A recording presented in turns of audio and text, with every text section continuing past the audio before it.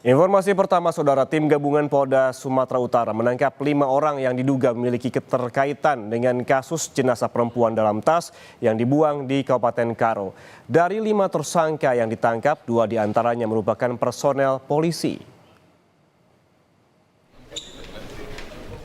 Polisi menangkap 5 orang yang diduga memiliki keterkaitan dengan kasus temuan jenazah perempuan dalam tas yang terjadi di Kabupaten Karo, Sumatera Utara.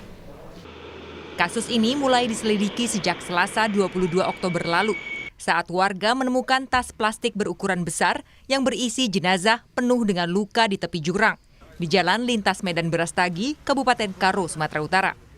Berdasarkan hasil otopsi, korban tewas karena mengalami pendarahan serta mengalami luka di badan dan kepala. 5 orang yang ditangkap memiliki peran yang berbeda-beda.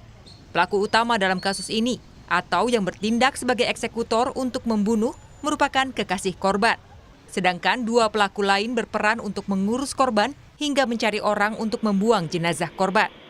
Sementara 2 pelaku lainnya yang merupakan personel polisi juga diduga ikut terlibat dalam kasus ini, karena keduanya sempat diminta untuk membuang jenazah korban namun menolak. Mereka tetap dijadikan sebagai tersangka karena mengetahui adanya kasus pembunuhan namun tidak melaporkan kepada atasannya. Motif pembunuhan diduga karena adanya penyimpangan seksual, di mana ada tindakan kekerasan yang dilakukan sebelum berhubungan. Pelaku utama juga diketahui positif narkoba.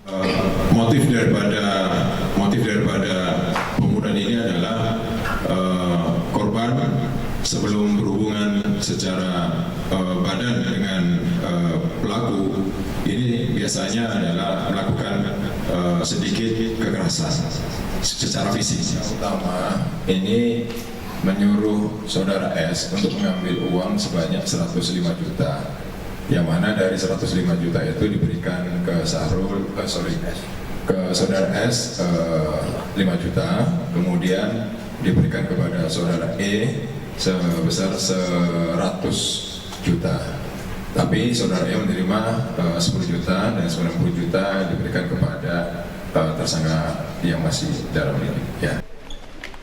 Dari 5 pelaku yang telah dijadikan tersangka, polisi masih memburu 2 pelaku lain yang berperan membuang jenazah korban. Dari hasil penyelidikan, pelaku utama telah menyerahkan uang sebesar 105 juta rupiah kepada ketiga pelaku untuk mengurus jenazah korban. Dari Irawan, Kompas TV, Medan, Sumatera Utara.